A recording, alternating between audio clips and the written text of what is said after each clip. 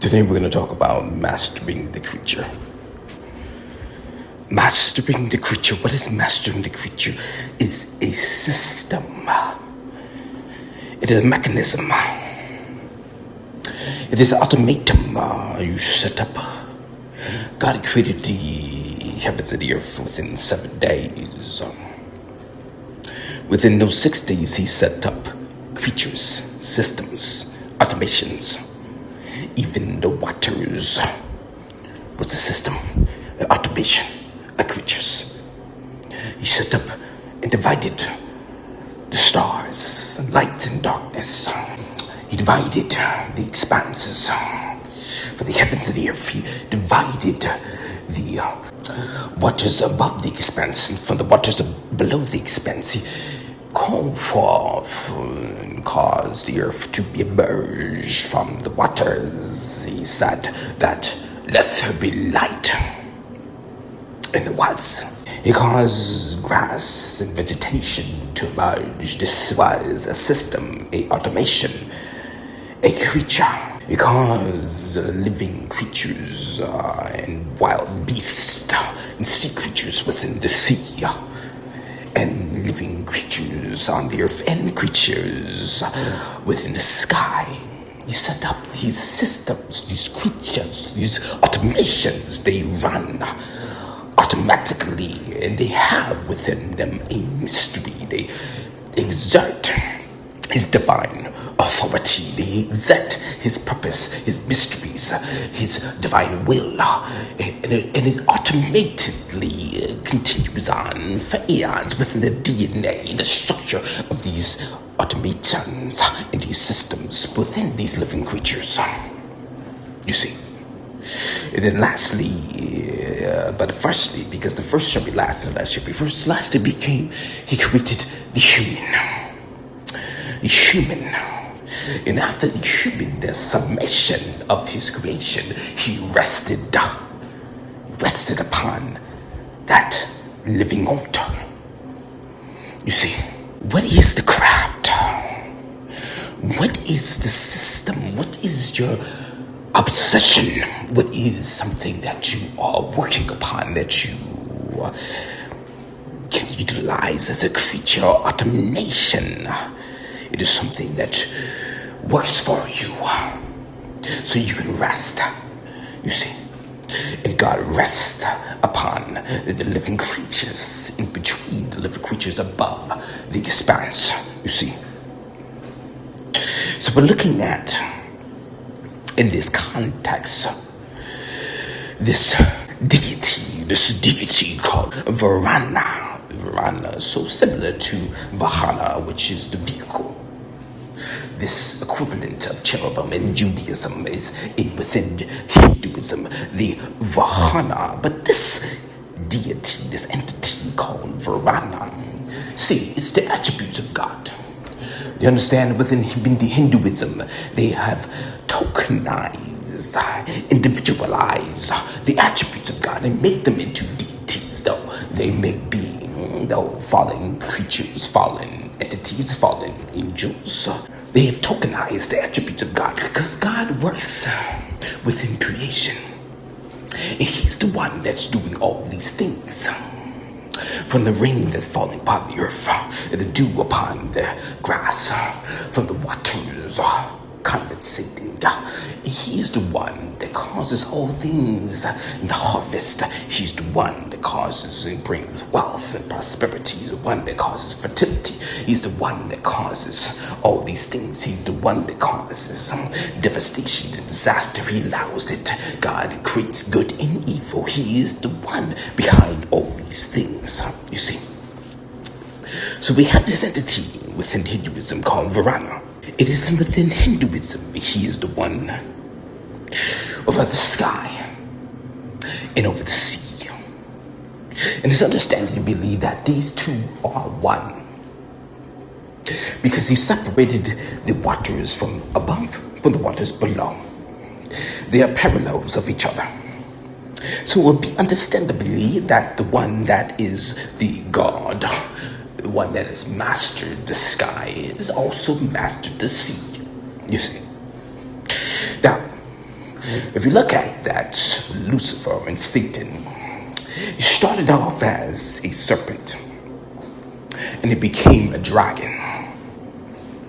He's one that is the prince and power of the air, but he's also the Leviathan of the sea creature, the great beast. He has dominated the sea, he's dominated the earth, the land, he's dominated the sky in the heavens. Every part of humanity immersed that Lucifer, Satan, has dominated the sky, the earth, the land, the sea. So if you're able to dominate not only the sky, the land, and the sea, you are one that has control over what happens upon the earth. Hence why Lucifer is called the god of this earth. But he's a fading anomaly because he's been disarmed by Yeshua, Jesus Christ. And we are meant to be the replacement of him. See, all these Hinduism deities, they were showing a tokenization, itemization. They are showing a fractionalization of the attributes of God. Now, though there may be angelic entities, though not fallen, we on the earth are meant to partake in this. So it is the equivalent in the stars. There was an entity for things in the stars as the stars. But there's also an entity that carries things out in the earth. And there's also an entity that replicates and parallels things upon the marine life, the vegetation, and the creature life within animal life. So all these different levels and planes have the parallel equivalent, you see. And man being the summation of all these things, able to contain all these elements within him and herself, within the Elohim. So looking at the Varuna being God, sovereign, ruling the sky, embodying divine authority. He's mentioned as the king of Asuras as well as the Davidas.